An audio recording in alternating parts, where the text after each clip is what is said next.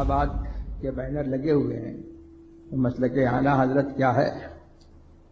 فاتحہ والوں کا مسلک یہی مسلک اعلیٰ حضرت ہے۔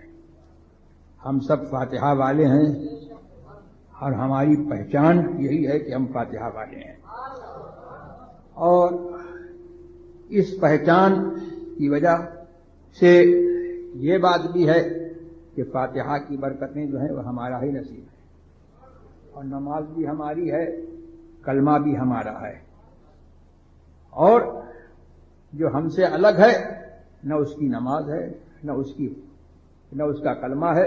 یہی وجہ ہے کہ وہ بیچارہ فاتحہ پڑھنے سے روکتا ہے، اور ہمارا نشان یہ ہے کہ ہم فاتحہ پڑھتے ہیں، نماز میں بھی پڑھتے ہیں، نماز کے باہر بھی پڑھتے ہیں، اور اپنے کاموں کا آغاز اور انجام ہم فاتحہ سے ہی کرتے ہیں۔ تو میں نے سورہ فاتحہ کی آخری 2 آیتیں، جن میں ہمارے لیے اور آپ کے لیے جو ہے دعا ہے، اللہ تبارک و تعالیٰ نے ہمیں اور آپ کو فاتحہ والوں کو جو دعا تلقین فرمائی ہے، تو وہی دعا کی آیتیں میں نے پڑھی۔ جب وقت نہیں ہے کہ میں آپ کے سامنے بہت ہی تفصیلی تقریر کروں، اور میں تفصیل کرنا جانتا بھی نہیں، اور تفصیلی تقریر تو پتہ نہیں میں نے کبھی کی بھی ہے یا نہیں کی ہے، مجھے تفصیل کا ڈھنگ ہی نہیں آتا، اور سچی بات تو یہ ہے کہ مجھے کچھ نہیں آتا، تقریر کرنا بھی جانتا نہیں۔ آپ لوگ کھڑا کر دیتے ہیں تو یہ ہے کہ حصول برکت کے لیے اور لوگوں کی پاس خاطر کے لیے کچھ جو بن پڑتا ہے وہ میں آپ کے سامنے پیش کر دیتا ہوں۔ تو اس میں اللہ تبارک و تعالیٰ یہ فرما رہا ہے، اہدنا الصراط المستقیم، اے اللہ ہم کو سیدھا رستہ چلا۔ اب آ گئی بات اعلیٰ حضرت کی، تو اعلیٰ حضرت نے ترجمہ کیا سیدھا رستہ چلا، اور دوسرے لوگوں نے ترجمہ کیا سیدھا رستہ دکھا۔ اب یہیں پر جو ہے اعلیٰ حضرت والوں کا اور اعلیٰ حضرت کا اور دوسرے لوگوں کا، اور جو مسلک اعلیٰ حضرت والے ہیں اور جو اس پر نہیں چلتے ہیں، ان پر جو ہے ان کا ہمارا اور ان کا جو ہے فرق جو ہے خود ظاہر ہو گیا۔ وہ کہہ رہے ہیں چلا، یہ کہہ رہے ہیں دکھا، تو دکھا تو وہی کہے گا جس نے دیکھا نہیں ہے، اور چلا یہ وہی کہے گا کہ جس نے راستہ جو ہے معلوم تو کر لیا ہے، لیکن اب اس کو جو ہے اس پر چلنے کی ضرورت ہے، تو وہ یہ توفیق مانگ رہا ہے کہ اللہ تو نے دکھا تو دیا، تیرا نبی تشریف لایا تو رستہ تو دکھا دیا، لیکن اب چلتے رہنا جو ہے وہ ہمارے بس کی بات نہیں ہے، تو چلا تو ہم چلیں۔ یہ ہوئی بات۔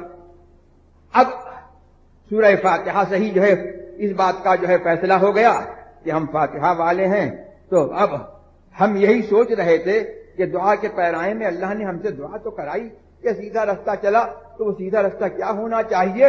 تو اللہ نے متصل اس کی تفسیر فرما دی، صراط الذین انعمت علیہم، ان کے راستے پر چلا جن پر تو نے اپنا احسان فرمایا، ان کے راستے پر چلا جن پر تو نے اپنا احسان فرمایا۔ تو سیدھے فاتحہ والوں کا جو ہے ایک پہچان فاتحہ ہے، اور ان کے عقیدے کی پہچان یہ ہے کہ وسیلہ جو ہے ان کے عقیدے کی سب سے بڑی پہچان ہے، اور یہ وسیلہ جو ہے وہ ایسا ہے کہ یہی وسیلہ جو ہے ہمارے درمیان میں ان کے درمیان میں جو ہے یہ فیصل ہے، یہی شرط ایمان، یہی وسیلہ ہے تو ایمان ہے، اور وسیلہ نہیں ہے تو کچھ بھی نہیں۔ اب میں نے کہا تھا کہ کلمہ ہمارا ہے، نماز ہماری ہے، اب کلمے سے پوچھ لو لا الہ الا اللہ محمد الرسول اللہ، اللہ کے سوا کوئی معبود نہیں، کیا اسی پر جو ہے ایمان ہو جائے گا؟ کیا اتنا کہنے پر جو ہے کوئی مسلمان ہو جائے گا؟ نہیں، جب تک محمد الرسول اللہ نہ کہے مسلمان نہیں ہو سکتا۔ تو معلوم یہ ہوا کہ محمد الرسول اللہ کہنا، اس نام کا وسیلہ لینا، رسول کی ذات کو وسیلہ بنانا، یہ ایمان کے لیے شرط ہے، جب تک یہ نہیں ہوگا ایمان نہیں ہوگا۔ تو وہی بات ہو گئی کہ وسیلہ جو ہے ہمارے نزدیک جو ہے وہ شرط ایمان ہے۔ اور سبحان اللہ، وسیلے والوں کا کلمہ بھی وسیلے والوں کا ہے، اور نماز بھی وسیلے والوں کی ہے۔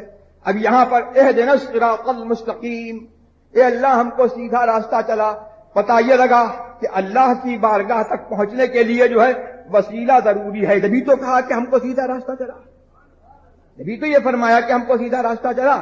اور پھر وسیلہ جو ہے ضروری ہے, تو سب سے بڑا وسیلہ جو ہے کلمے نے بتایا کہ سب سے بڑا وسیلہ محمد الرسول اللہ ہے, کہ وہ اگلوں کا بھی وسیلہ ہے, پچھلوں کا بھی وسیلہ ہے, نبیوں کا بھی وسیلہ ہے, رسولوں کا بھی وسیلہ ہے, اور اگلوں کے بھی رسول ہیں, پچھلوں کے بھی رسول ہیں, نبیوں کے بھی رسول ہیں, رسولوں کے بھی رسول ہیں. یہی تو مسلک اعلی حضرت ہے.